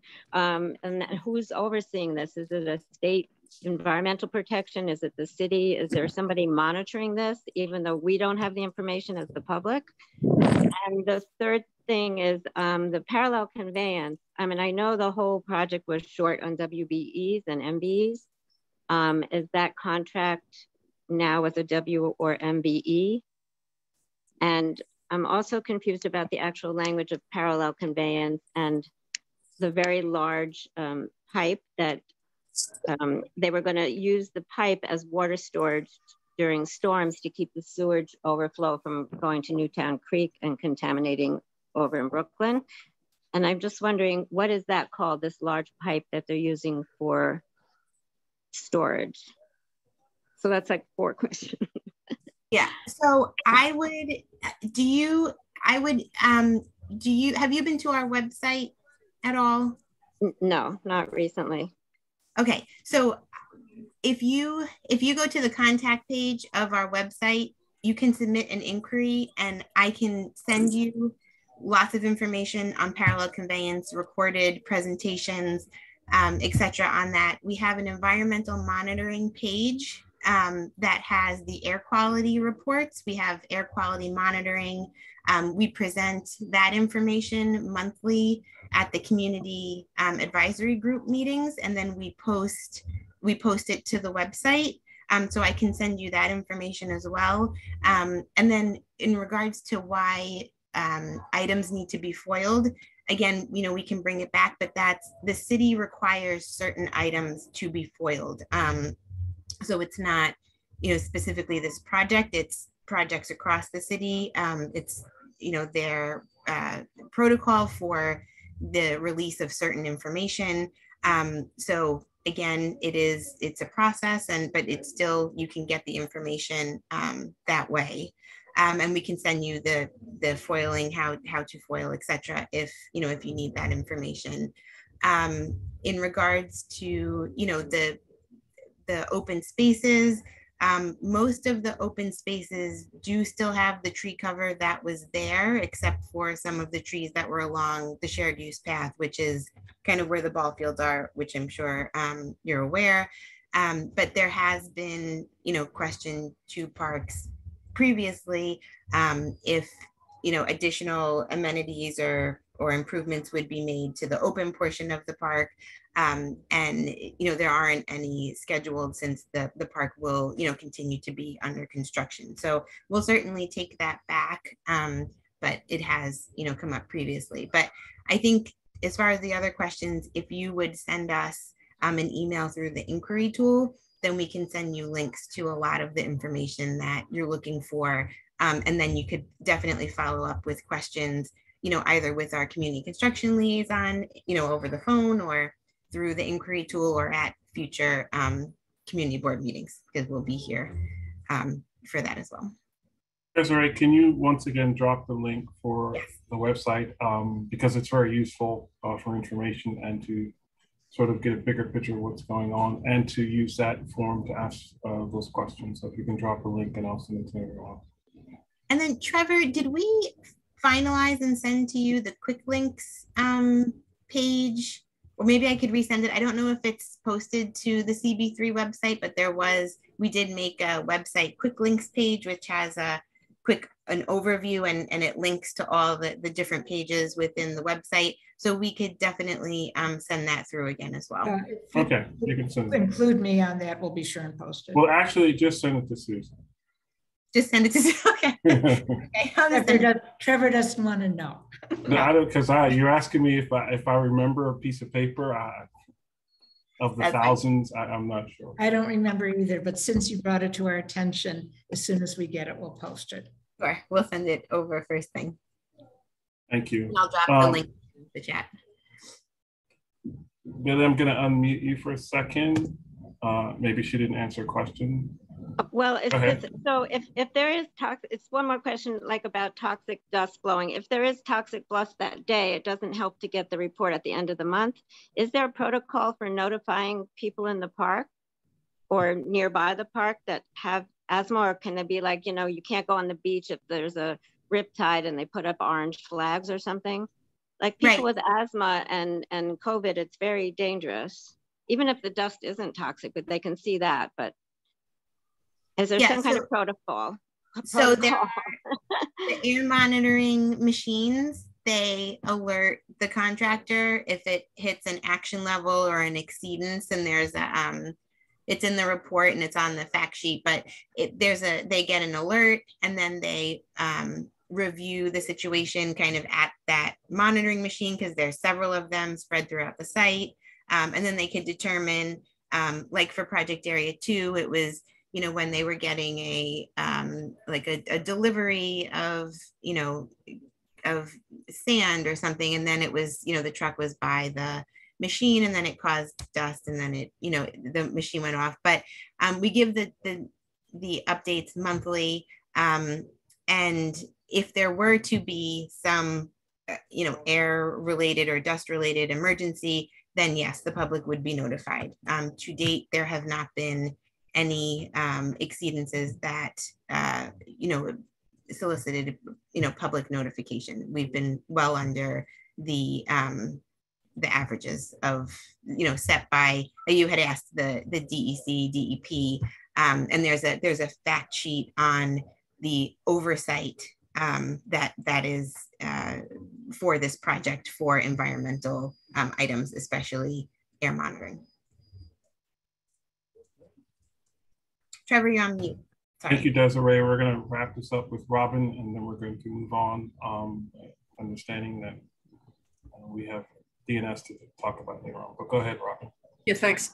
Yeah, Desiree, on the dust, you know, there's been an awful lot of brown stuff blowing in the wind the last few days, I've noticed, and, you know, like a dust bowl. And I don't know if, you know, it may be not contaminated, but nonetheless, you know, it's been incredible. It's been extra windy. So I don't know what's happening on a daily basis to mitigate that, you know, just to mitigate the dust.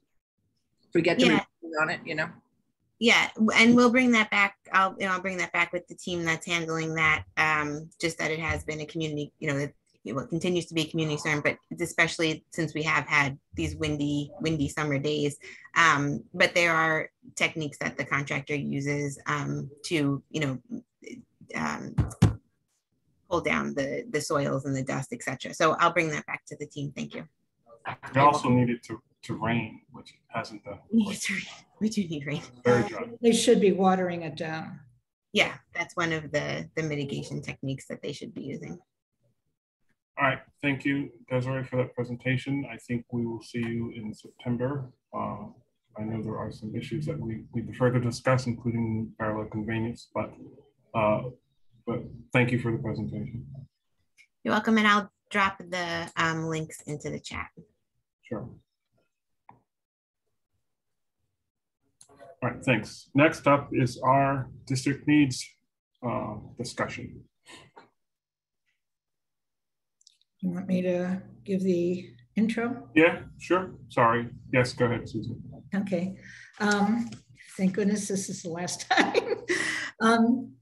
So we're working on the district needs statement as we do every July.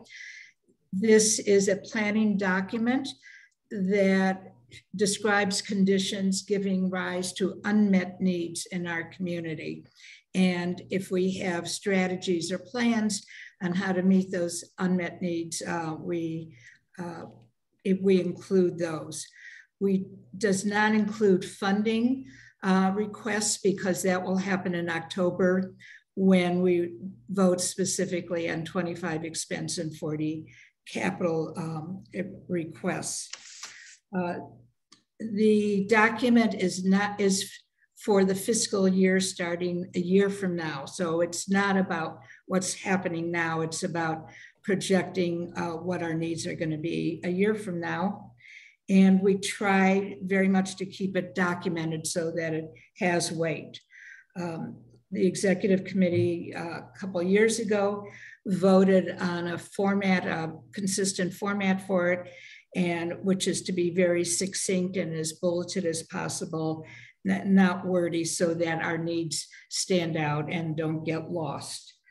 I'm trying to think if there's anything else. And I don't think there's anything else. Trevor, can you think of anything I'm not mentioning? Well, we obviously do this every year. We're not trying to reinvent the wheel. The wheel, yeah. But go ahead. So the statistics have been largely updated already. Some of them are still to come. Rodents and Park is still to come. The library section, they send us all these by the end of July generally. So those will just be plugged in. We will be voting on this in October with the budget priorities. So what we're doing tonight is not looking at exact final wording. We're looking to make sure that we have included what we need to include, what citations need to be looked up, take out what we think is outdated or what needs to be updated, and then it will come back in October. Correct. So the language is mostly there. Ryan, do you want to share your screen with the? Did you get the link that I sent or the document that I sent? Yes, I did. Okay. So it's got all the markups, and Ryan, if you could turn on track changes, because we have to send this back to the office. Susan, unless you want to do it right now, because I don't know how many changes we're going to have.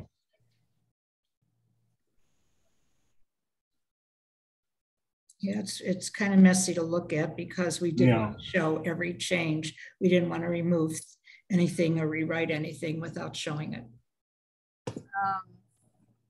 So, hey, I do not have this up in Word. I have this up in Google Doc. Right. So it might be better to share it on someone else so you can see the track changes. We did it in Word. It shouldn't be in, I don't know why it changed itself. Oh, no, I changed it because that's what I have Word. So I use it and look at it here, Susan. Yeah, and this is why, Susan, every year I try and keep one document because all the different programs, they sort of, I mean, they're supposed to work together, but Google Docs and Word sometimes lose. Google's horrible. That's why we don't use it. I know, but Google's also free, and a lot of people use it. Well, free for the price of your soul, but it is free. So someone with Word has to go do that. Let me give me a minute because I can share it, but it's going to take me a minute to pull up the document.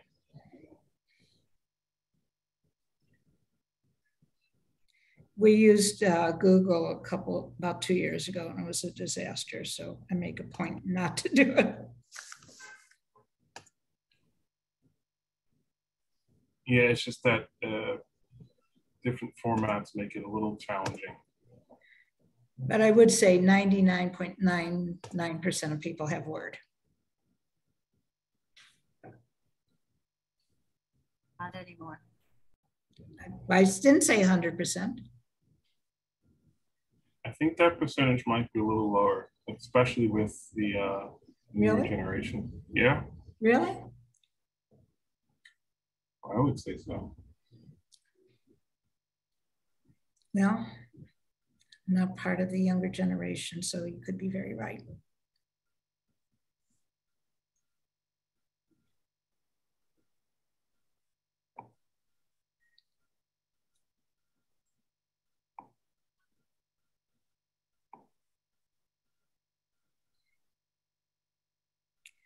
The one thing I wanted to just mention that sort of hard, it's not a policy document. We always have to be careful because we tend to sort of intuitively want to do that.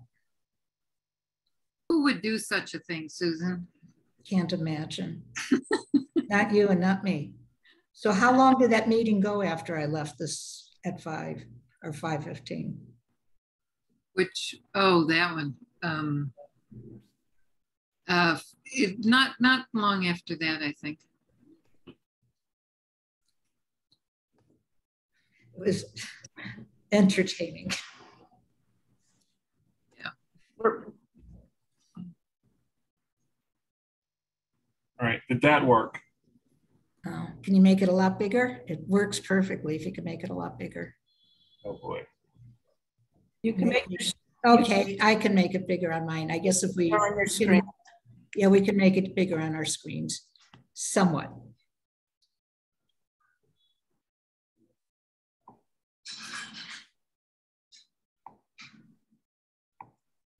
Trevor, if you X out of that document recovery box, it'll eliminate that.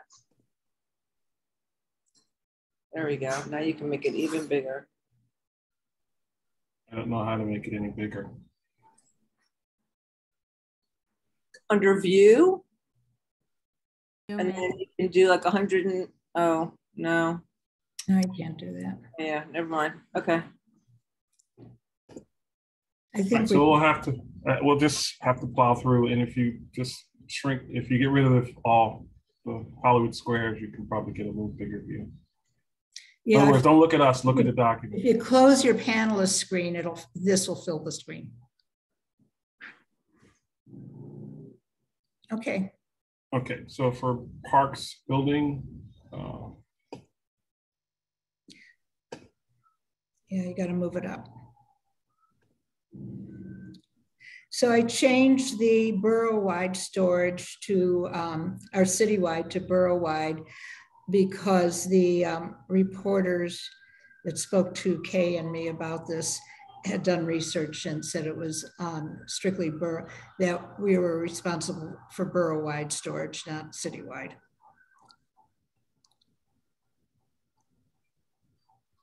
Oh, we always knew that.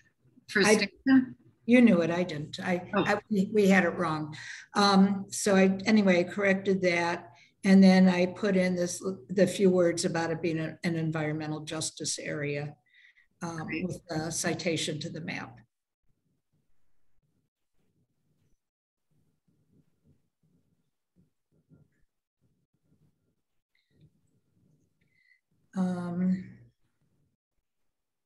So Kay, I think we're kind of depending on you as far as the bullet points to see if they're all still updated. Baruch Bathhouse, I know, is still looking at the one RFP, but the others, I don't know if you can update.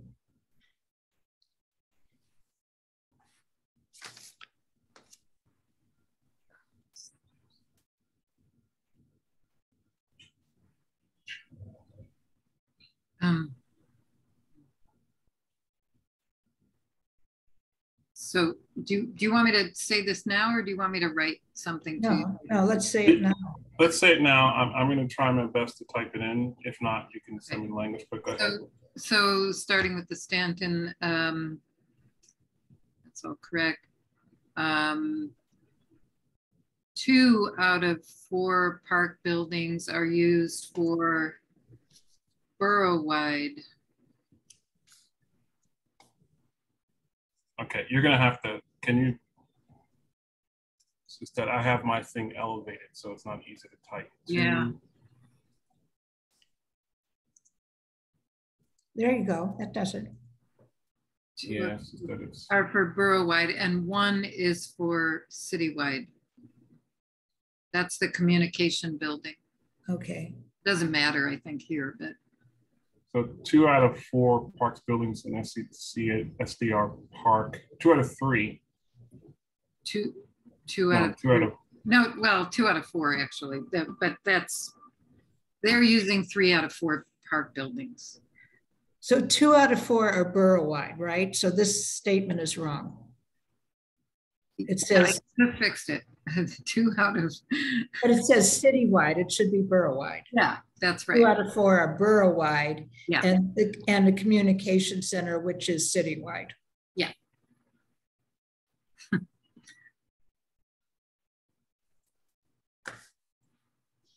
That's okay. You know what? I'll just go back to the recording for this section or the transcript. It'll be on the transcript. So we'll go take it. I'll do my best, but you can continue. Okay. And at this point, 3 out of 4 park houses have bathrooms that are sporadically opened.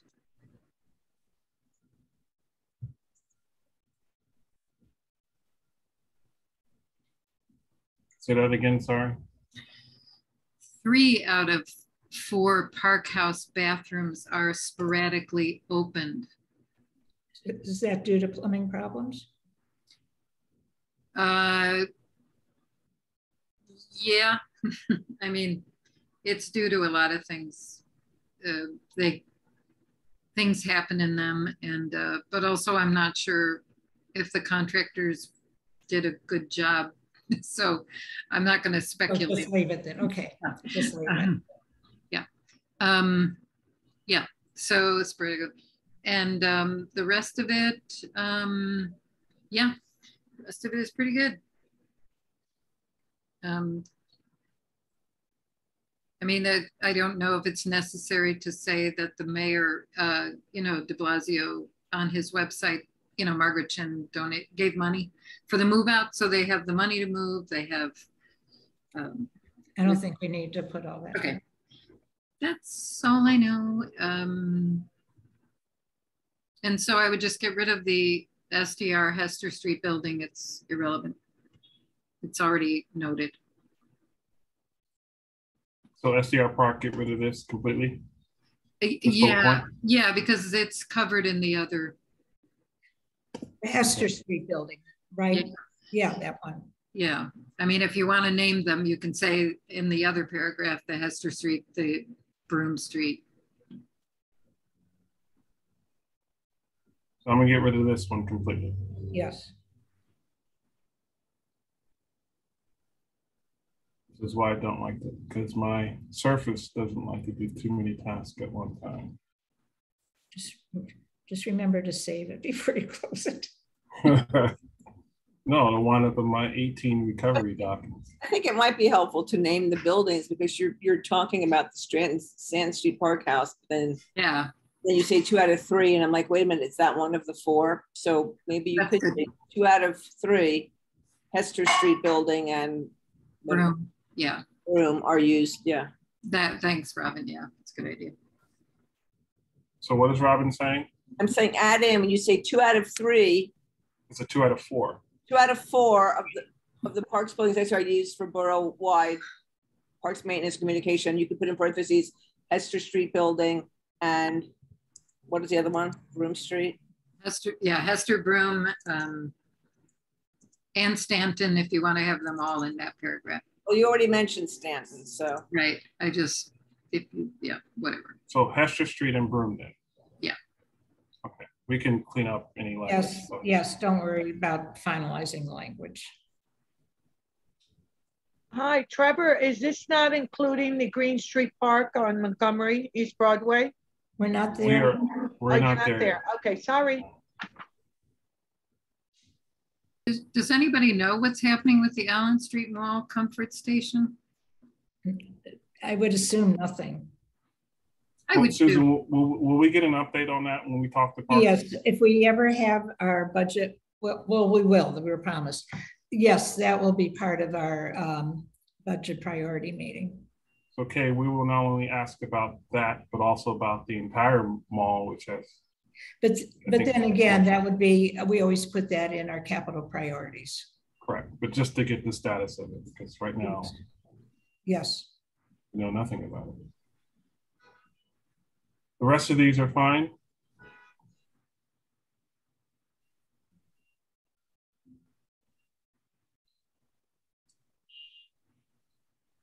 Okay, I have a question. You can see I added one just clarification on the, and then on the last bullet, I asked if this is still an unmet need because the fields have all been kind of reconstructed. There used to be a lot of drainage problems. I don't know that there are still drainage problems.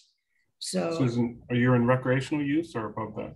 Recreational use. Okay. The last bullet of fields about the drainage, because I was under the impression that that had been fixed with all the reconstruction.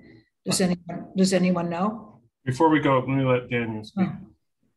For the buildings, I wanted to see if it's appropriate to add something about the fireboat house and making sure that it's able to be used again after construction to the as a education and stewardship center.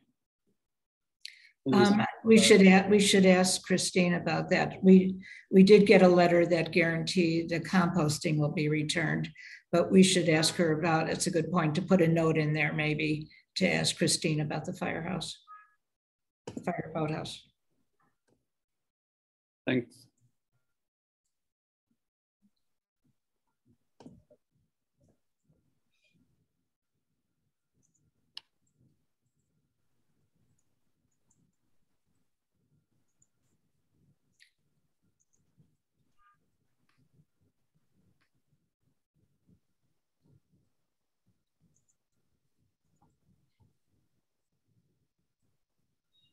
Can I make a comment? Sure. If you go, I'm sorry, it was back in that other paragraph about the houses. Kathleen, the Stanton Street's one of the 4, is that right? Yes. So I would say the Stanton Street Park House, there was a community center and I would say in the second paragraph, the remaining 3 park houses, 2 of them are blah blah, because if you're saying that's the 4th one, the Stanton Street Park House, there's community center, of the remaining 3, 2 of them are used blah blah. Right, yeah, we can work on that. Okay. Yeah, it's just a different, but I think right now we're just trying to plow through this to get some of the, Suggesting you. yeah, make sure we're accurate. All right, so Susan, you were talking about the recreational space. So what you're adding? Go to the, no, I'm asking what, and maybe this is something we can find out in our budget meeting. Right. With Parks. You know, at one time we had terrible problems with drainage in all of the fields and they couldn't be used. I was under the impression that this was not still a problem. Most of it is because it's artificial turf. So I don't know that this is still true, but we right, so we'll ask. Okay. We'll ask on that. All right, so rodents and rats. Rodents, Carolyn Bragdon is sending us the new information for parks in the whole district. So that will be plugged in.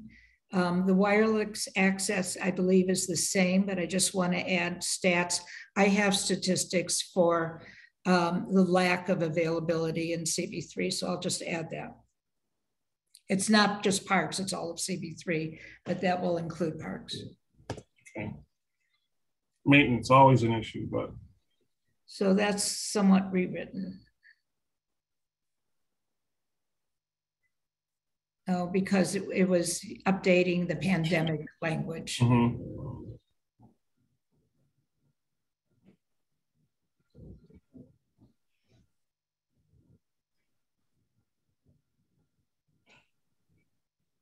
And how should that sentence end? The maintenance sentence? I think it ends as explained as, let me see, let me read. However, lack of meeting expectations were explained by park staff as a result of staff shortage, which still is more true every day. Okay, so I'll just put a period there. Period there. Okay.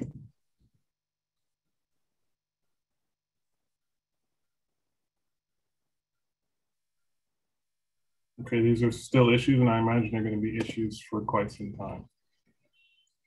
Yeah. Yeah, that's a thing. All right, community gardens.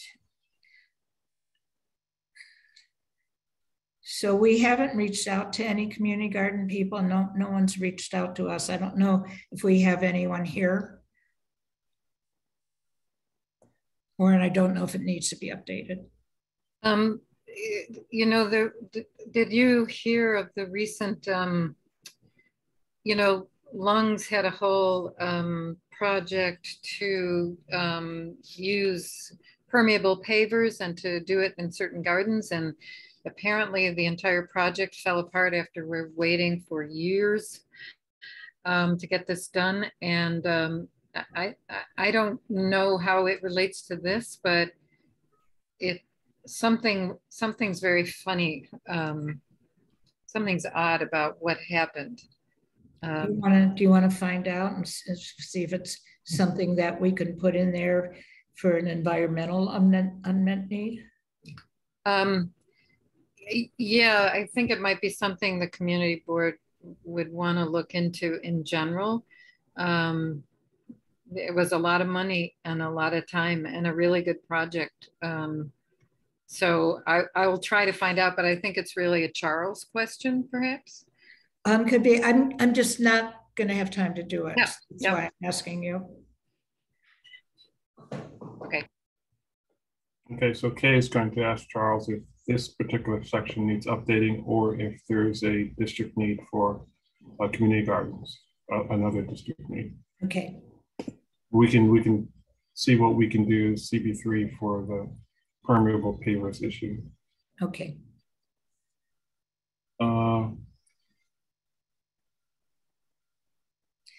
So Pier 42, the funding has changed, I believe, right? It's still partially funded, nowhere near okay. fully funded. And we'll get the exact information on that when we meet with Parks. Correct.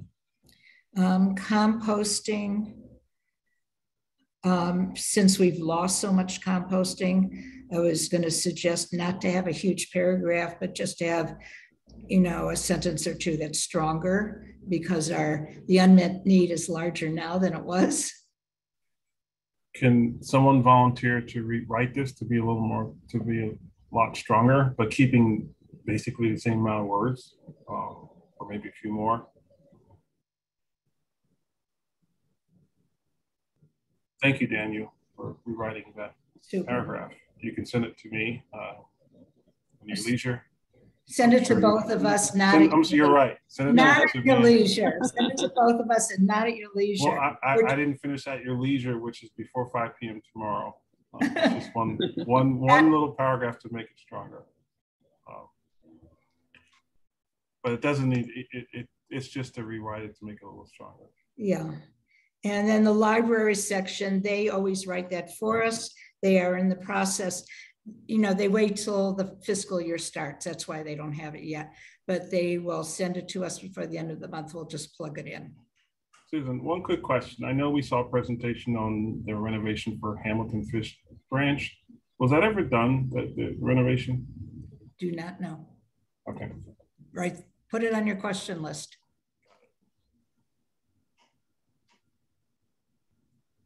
And that was the end of the document. Thank God. Any questions, folks? As Susan mentioned, yes, we will check some facts and you know, clean up the language a bit, but this is essentially done except for adding a couple of paragraphs, but we will vote on this in October, correct? Yeah, October, right. And as far as specifics, parks like Josie was asking about, that will be, and it was last year in our capital priorities, and you can put it in the capital priorities again, which we will do in October. Thank you. Thank you, Susan. I have a question. Where is the Ottendorfer branch of the library, and who was that? It's right there. Where is it? It's on 2nd Avenue and 8th Street. Oh, right. Okay, sure. All right, folks, that is it for district needs. Appreciate your time on that.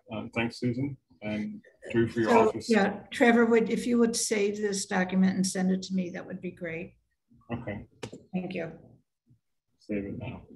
I'll save it. All right, let me stop sharing my screen. Okay, so we are done for tonight. Ryan, if you just want to take attendance, and we will close out the meeting and adjourn our meeting. Trevor Holland. Yes. Kay Webster. Here, yes. Ryan Gillum, yes. Yes. Jerome Altman. Yes. Carlin Chan. Carlin. Maybe he must have walked away. So he's not there. Catherine Freed. Yes. I'm here. Carlin came back. Yes. And I'm still here. Like it or not. Jones. Valentina Jones. Yeah. Is this good night? Yes. Yes. Robin. Okay. Yeah, I'm here. I got you, Belle. Robin Chattel. Yes. Did you take attendance at the beginning also? Yes. I had trouble getting my link, so I was trying. What's the process, y'all? Do I just put her down as present? I don't know what the rules are. Is that okay? I put her down as present, but I wrote Susan. I said I can't find my link, so now I know where it's coming from. So Robin, it's the same thing every month. You get an email from Zoom, not from me, a week, a day, and an hour before the meeting, and it gives you the link, and you just click on it. No, it actually comes from Manhattan Borough something. So now I know what to look for. Thank you. You get the same thing for the full board every month also. 3 more people. Daniel Tainell. Present. Josephine Velez. Yes. Troy Velez. Yes, and I had the same problem as Robin today. I had to sign in and do things like that. Well, everybody has to. She just couldn't find the link. Oh, this is the first time I've ever done it to get on this meeting. We changed it after we were very rudely hijacked a couple months ago. We changed it to a webinar so that couldn't happen again. Ryan, is that the last person? That was it. All right, thank you, everyone. Just a reminder, we do not meet in August. We will meet in September. It will likely be in person, but we said that before for the last 2 months, and COVID changed everything. So yeah, I think it's actually, emergency's now been just extended to August 13th. And if everyone, as of today, and everyone remember, the full board this month is on a Monday, not a Tuesday. Okay. So thanks, everyone. All right, so I have this cleared, so it's extended until August 13th. Once again, an extension for the same stuff. Right. Okay. All right. Enjoy your summer. Okay. Have a good night. Bye-bye. See you full board. Okay. All right.